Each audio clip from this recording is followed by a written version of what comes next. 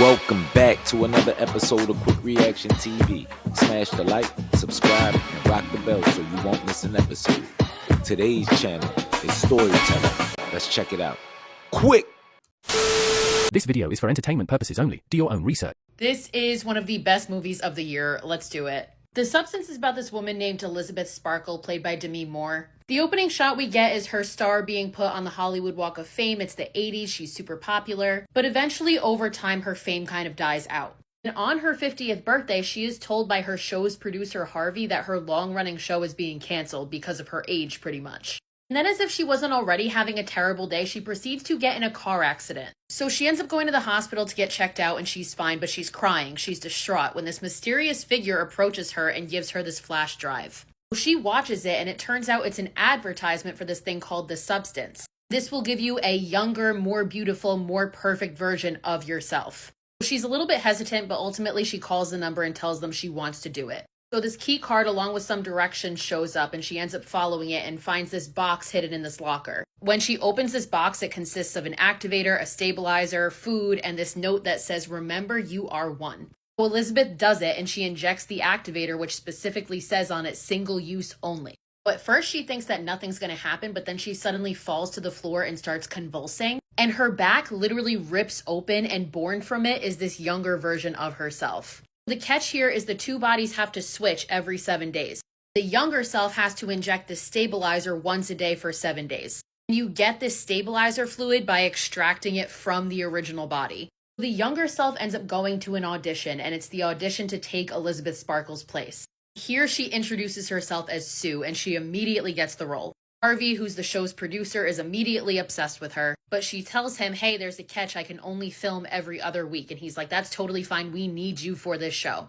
She starts filming this show and she is just an overnight sensation. Everybody loves her. She gets on a billboard and eventually Harvey offers for her to host the upcoming New Year's Eve show.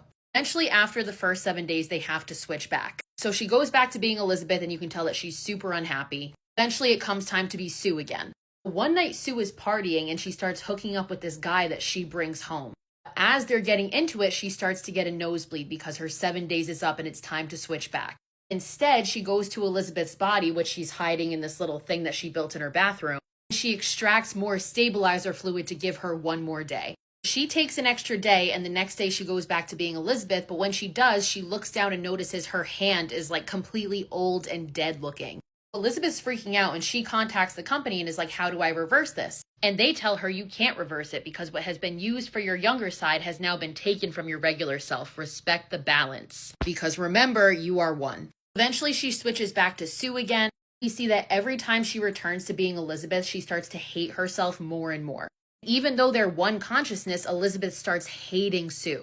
So eventually when she's Sue, she keeps taking more days. And this causes Elizabeth to age rapidly. And now Elizabeth, completely reclusive, depressed, sees Sue on a night show one night. This causes her to go into a rage and she has this binge eating episode and completely trashes the apartment. Sue wakes up and sees this and is like, "Fuck this, I cannot go back into her, I cannot be her again."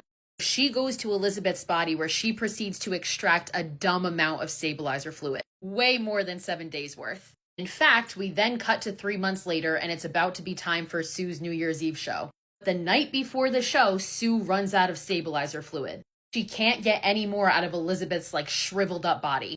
Sue calls the Substance people and they're like, "You have to switch back in order to let the stabilizer fluid regenerate." So she has no other choice but to switch back into Elizabeth's body, who now looks like this. So Elizabeth, now absolutely horrified, calls the Substance people again and she's like, "I want to stop. She's not respecting the balance." They tell her that they will put in her locker the serum to stop, so she goes to get it and brings it back. She injects this Terminator into Sue, but as this is happening, Elizabeth has this realization that she hates herself and the only good part of me is you to Sue. She takes this termination fluid out mid-injection, which causes Sue to wake up. Now suddenly they're both awake at the same time. So Sue understands what Elizabeth is trying to do and proceeds to attack Elizabeth and just beat the shit out of her. She leaves her in a bloody dead pulp on her apartment floor and goes off to her New Year's show. She's getting ready for her New Year's show, but now because Elizabeth is dead, she begins rapidly declining. Sue's teeth start falling out, her fingernails are coming off. She goes back home where she still has activator fluid, which again says specifically single use only. And Sue is like, no, please, I need a better version of myself. And she injects herself with the activator. From her is born Elisa Sue, a fucking monster. Sue's face is on the front of it, and on the back of it is Elizabeth's face. So this thing still tries to go and do the show. It puts Sue's dress on, which completely rips the whole thing. It tries to curl its hair, and it cuts the face off this picture of a young and beautiful Elizabeth and glues it on. Elisa Sue gets on stage and tries to host the show like nothing is wrong. And of course, the audience erupts into utter fucking panic. In the chaos, somebody runs on stage and swings something at Elisa Sue and decapitates her.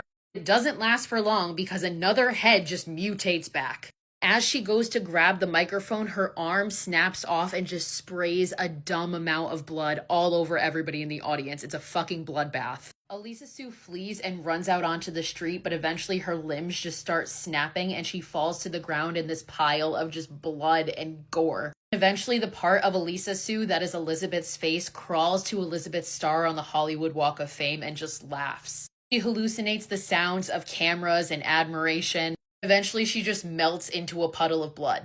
The final shot we get is Elizabeth's star being cleaned by a street cleaner the next morning, and the movie ends. What? Is it me?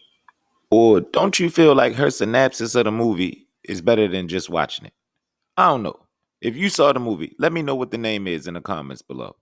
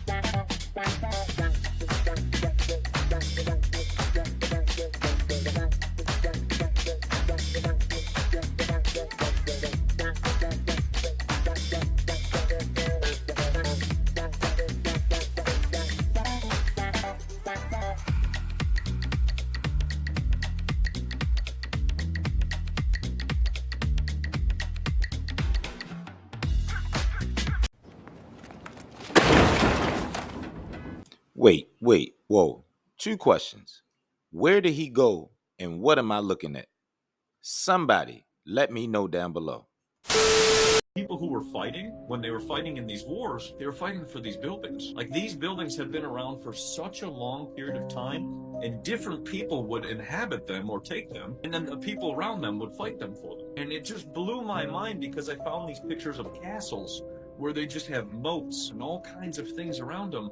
And now they don't have any of that. And I started thinking through each fight or war or whatever it was of these different people, then all of a sudden things kind of got broken down. But it really started to make me question everything. And then I found one book which kind of blew my mind, The Boy's Book of Airships.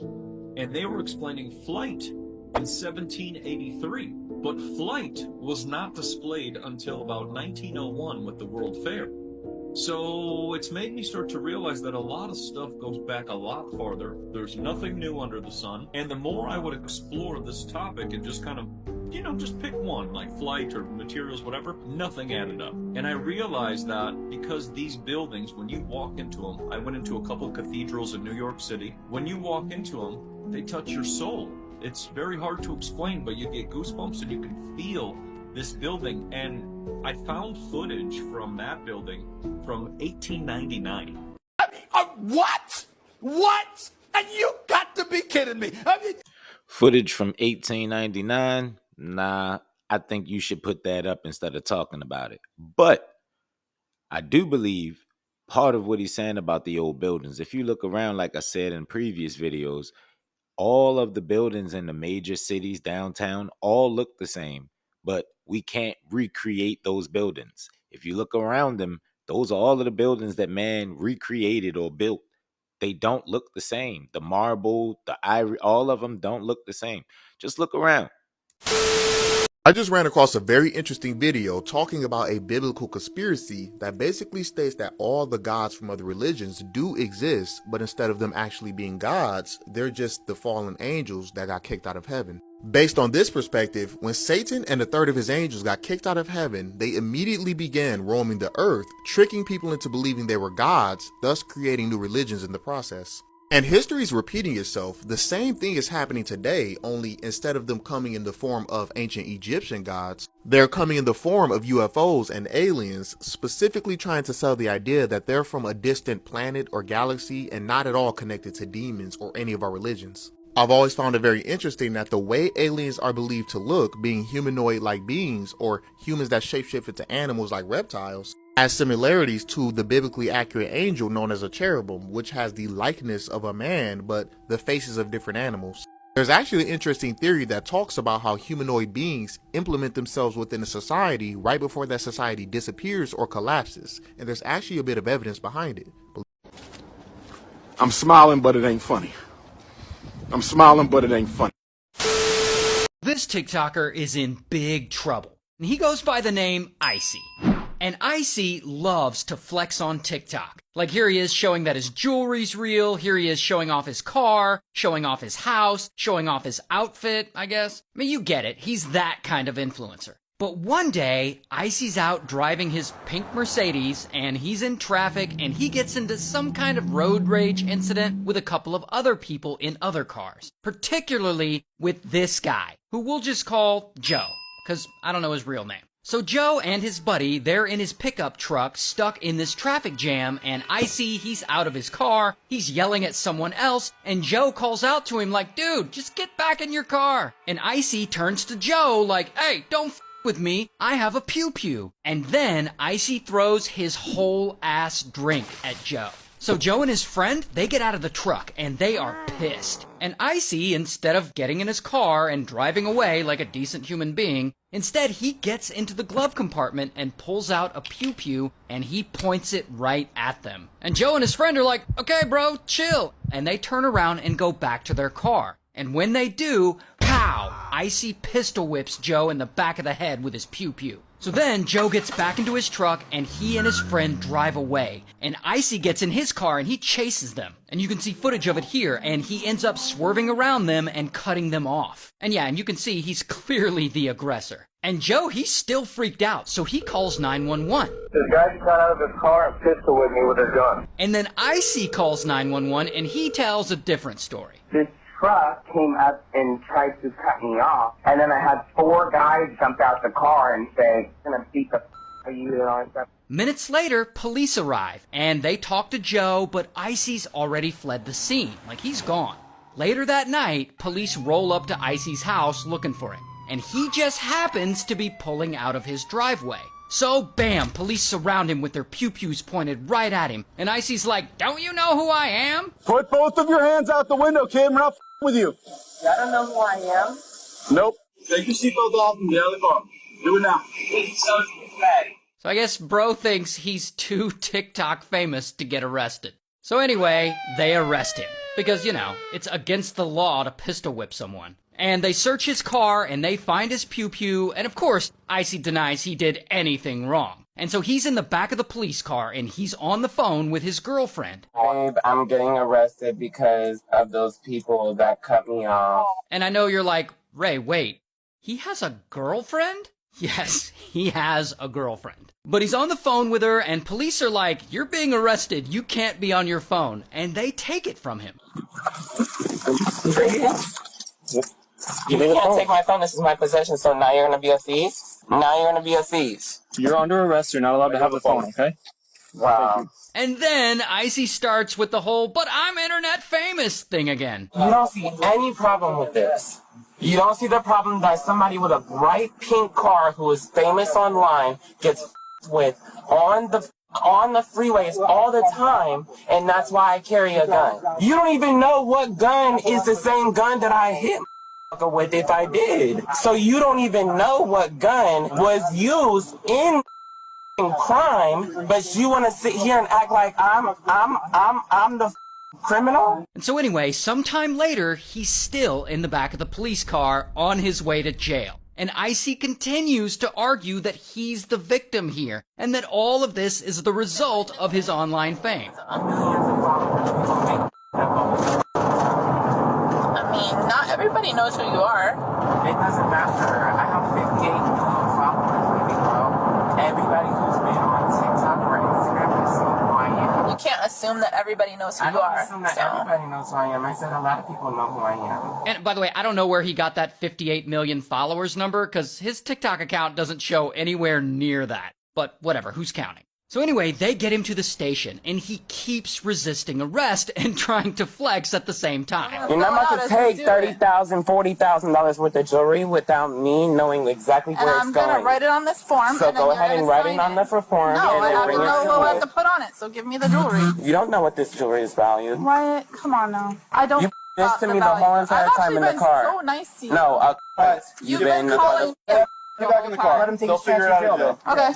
Oh, wait. If they lose, they lose. And so at this point, I guess he gets mad, because he just starts vomiting insults at them. You guys are so annoying. It's like a power trip. You guys didn't do good. You guys had no friends in school. That's true. None. You guys had no anybody thinking that you were cool. So Tiger King, if you move your arm again, And then they throw him in the back of the car, and he like tries to kick them. Have a seat in the car. Hey. there you go. Another charge right there.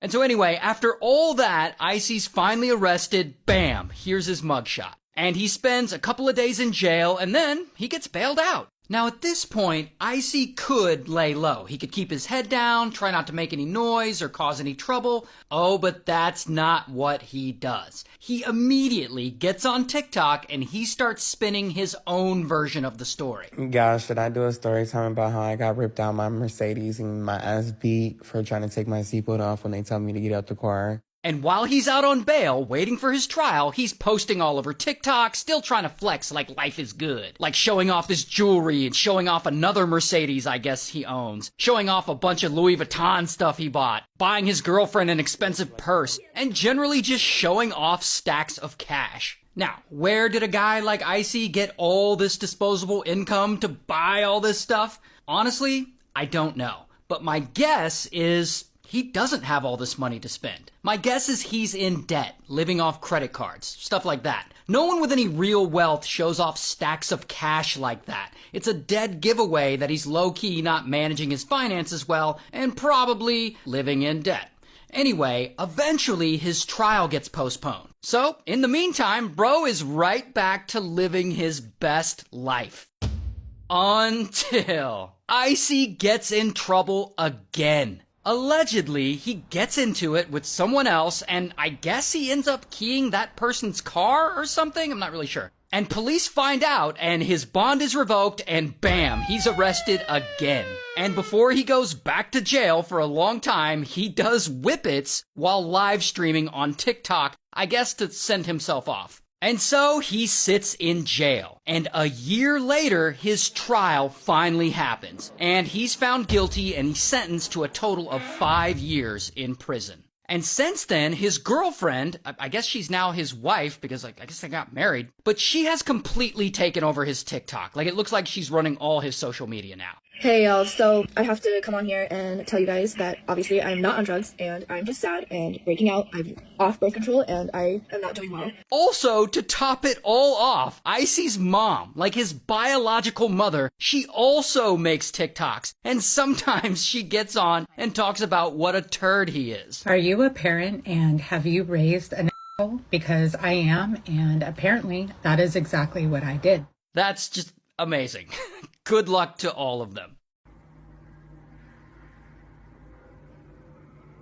Boy, if you don't get... I don't know what homie is tweaking on, but I know his connect is happy. There it is, Quik Crew. Thanks for rocking to the end. Please like, comment, subscribe until we kill again. Remember, keep God first, respect yourself, and remember to forgive. And I'll see you in the next vid. Quik